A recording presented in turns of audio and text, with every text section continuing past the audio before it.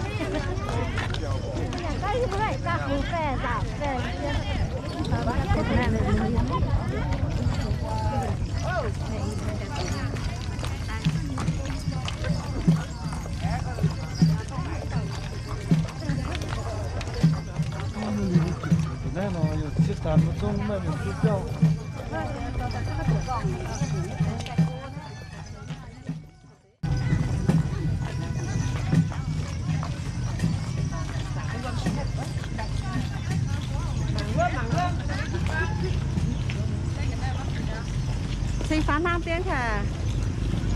Sinh phán nam tiếng á?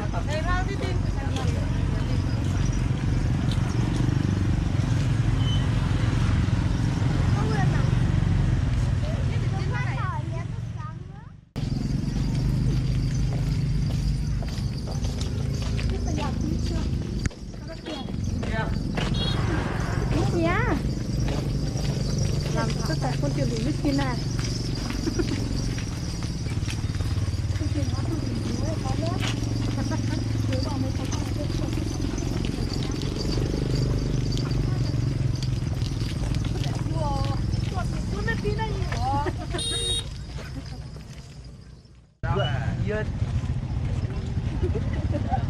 Đây chặt đi mẹ.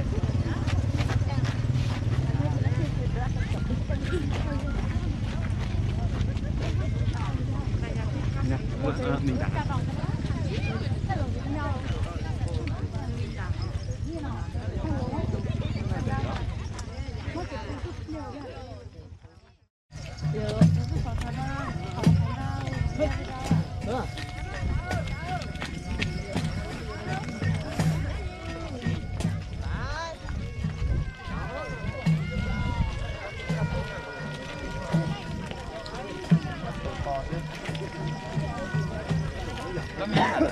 Cắt nó à.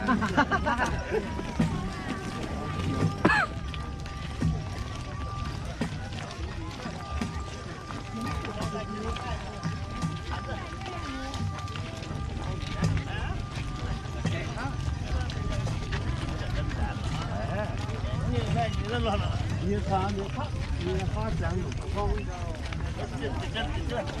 看没有？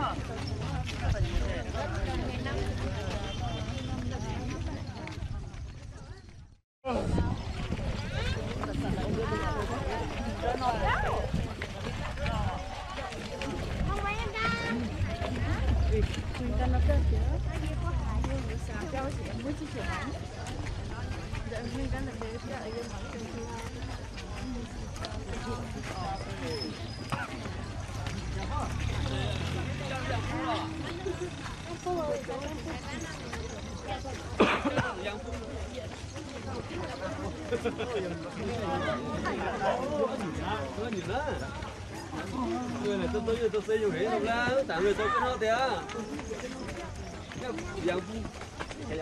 yang phu ta yang tốt nhất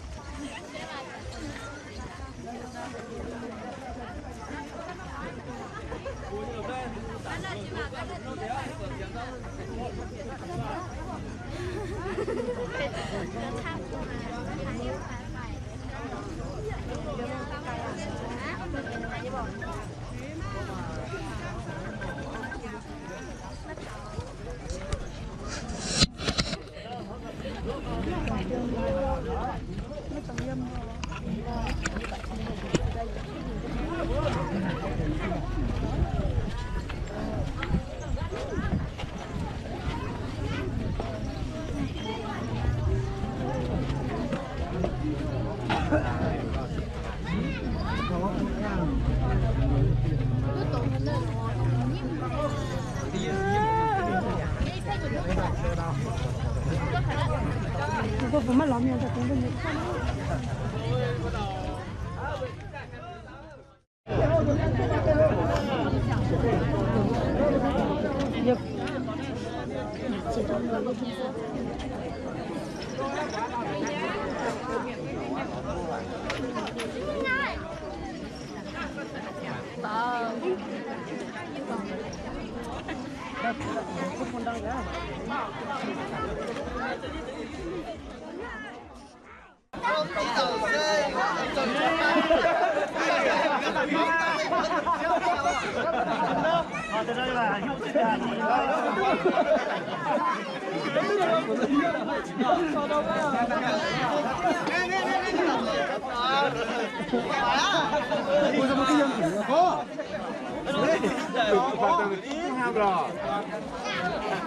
Em đó này, wow.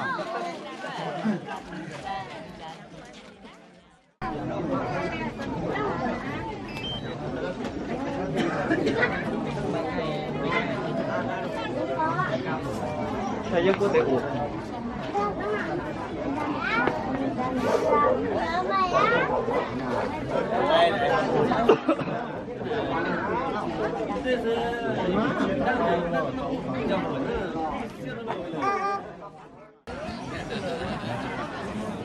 thấy rồi. Mình có sợ sợ chỉ lo vậy.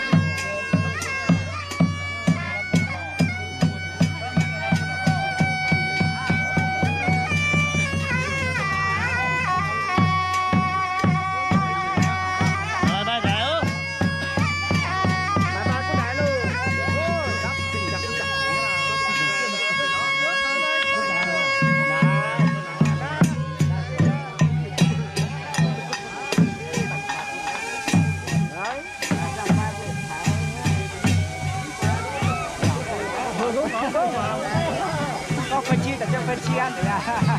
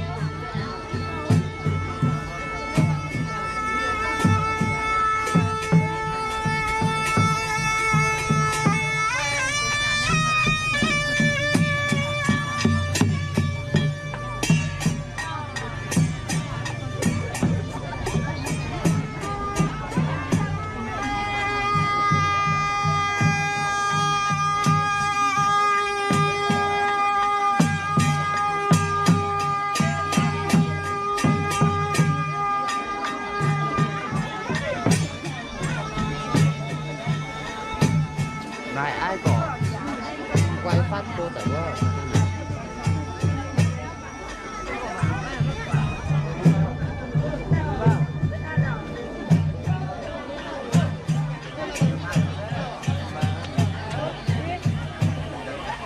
Dương hoa mảnh mà. Dương hoa. Hoa vài ụt đó cha. Dương đã hai mảnh phải dương đó cha.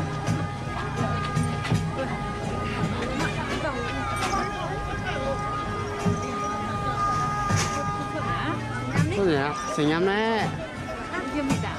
Mình mà.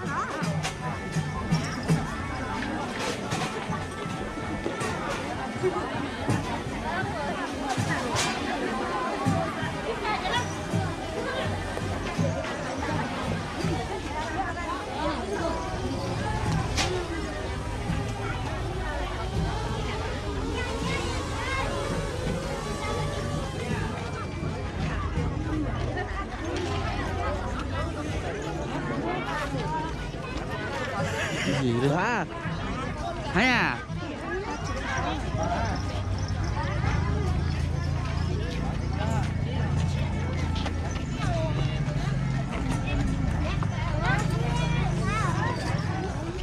nó có dạo như Dạo nó sẽ nét rồi mà.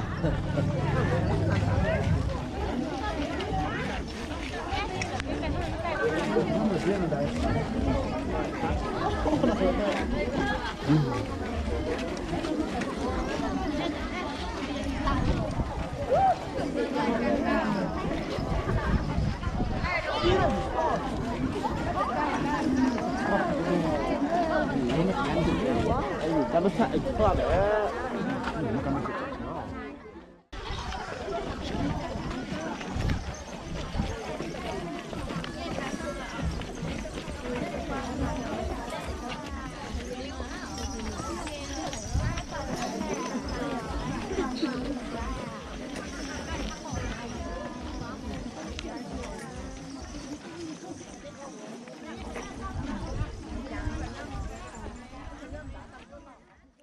Quảng ảo. Hơi nó tao hết tuần. À cho mình phải đuôi phá ra tao ôm cái kia tháo á. Càng mấy nhở, càng quay đập chất bò mới à. Quay đi theo tiệm hả? Nó cảnh Tây Bắc đấy. Là phun rộ. Đây là cảnh vùng miền núi ha mà.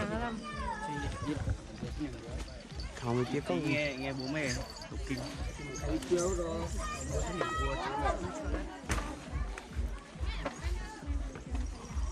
Lên kìa. Linh rồi. Quay đi chưa nhỉ? Tia đâu á.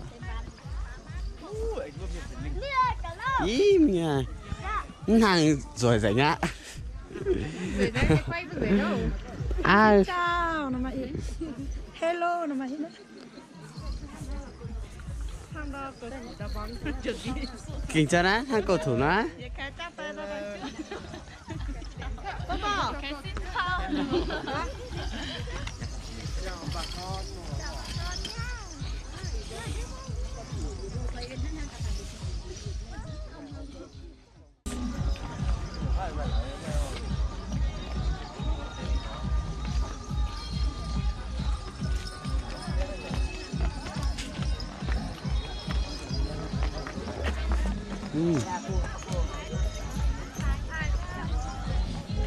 Lại vào rồi nhá.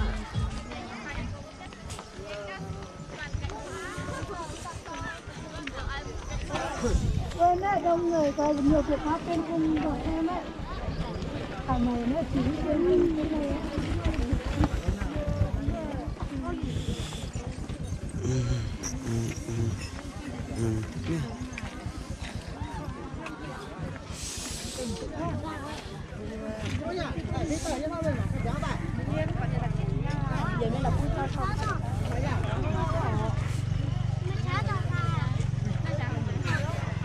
Đó mà. Này buồn này mới nhát này. Miền như nhát nhát nó vợ. Con đừng có đánh tay ra hai má con là nó cái này nó. Tôi tỏ cùng nhau phải phải.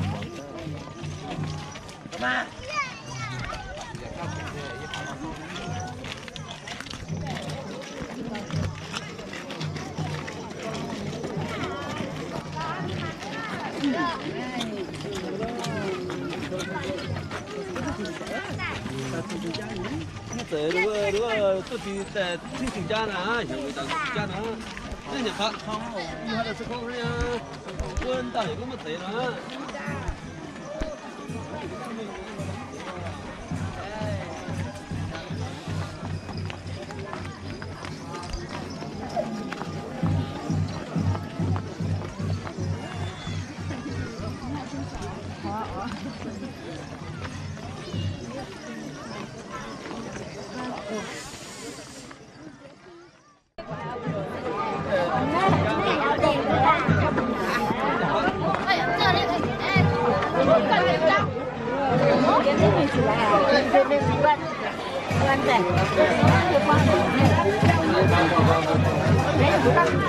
Ah, bunga sabar.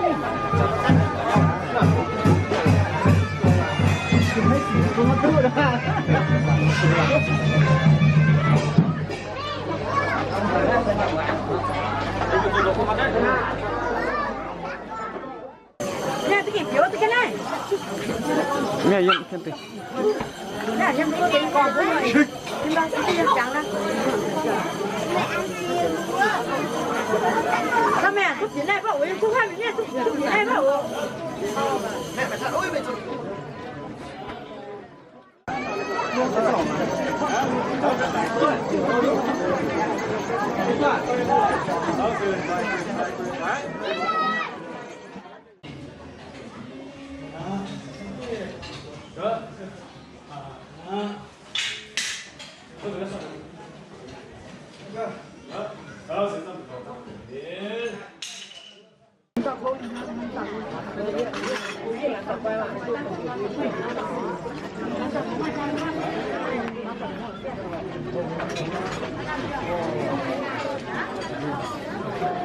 Nó sao vậy?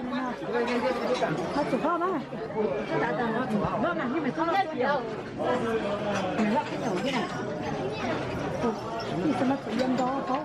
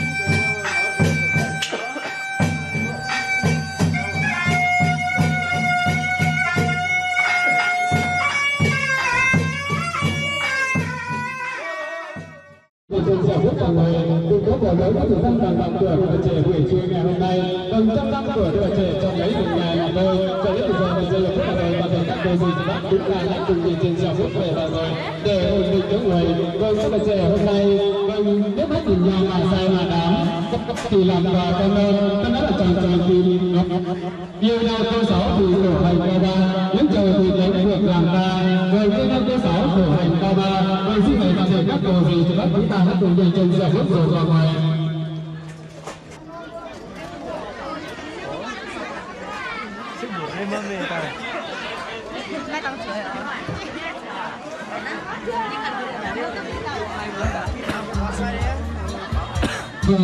Bí thư toàn thể các cô dì cho bác và để các quý anh em trân trọng đi đến các bạn trẻ biết hát cùng nhau mà sai mà đám xin trong tiền là quà con ăn các hát chọn từ mỏ nó xinh xinh yêu nhau cơ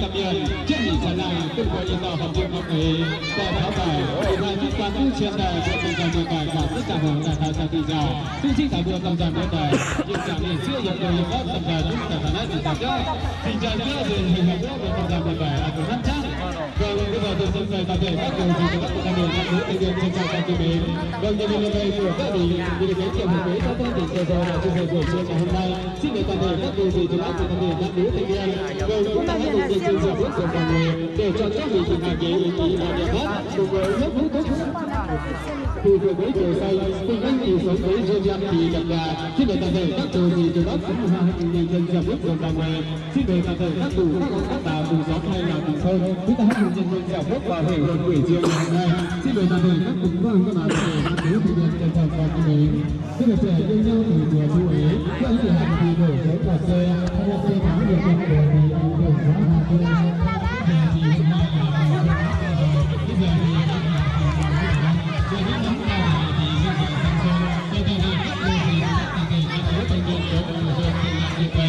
Thì hôm nay là bây giờ thì cư dân và nhà dân với hiện thì nhà giàu thì nhiều nhất sao đây là thể các cô dì như bác chúng ta hết cùng trên giáo nhau để làm để những đi cái nhà hồng để chúc phúc giờ thì là được làm gì để buổi chiều ngày hôm nay xin được thực hiện các cụ chúc phúc là để năm mới kỷ niệm bây giờ là kỷ niệm và chúng ta đã sang thì nhà ngoài một đi thế là hôm nay thứ rể đã có 10 tỷ bên xin được toàn thể các cô dì chúng ta cùng đi lên dạo bước của mọi người.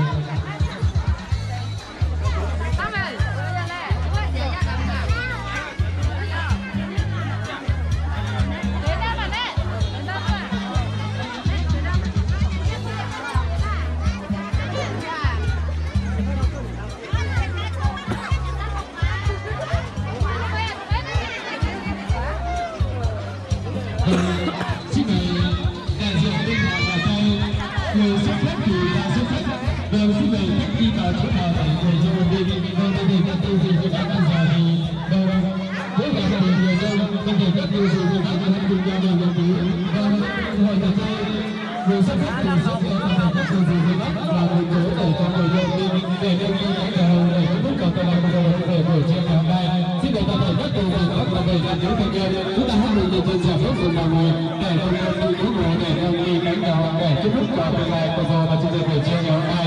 Vâng, với thế này là để các cụ các bà toàn thể các quý sinh viên trong trò và khi đến. Hôm nay thì vừa là đẹp trời cũng như để các cụ gì cho bác cũng vừa tốt thời gian đang ngồi để cùng chung vui cùng gia đình vào nhà trai. Hôm nay gia đình vào nhà trai thì vui cửa vui nhà vui bà thì đi về, quy từ trong ra ngoài, quy từ ngoài thì vào trong, quy từ đầu lại hết thôi, quy từ đầu thôi đến với lại. Cũng phải thân thầy các quý vị dù bác bạn để nam nữ thanh niên chúng ta cùng nhìn trên giờ phút của mọi người để nhân đi cái cửa hàng để giúp cho tương lai cô dâu và chú rể trong năm nay phút được là phát triển mọi người được hay.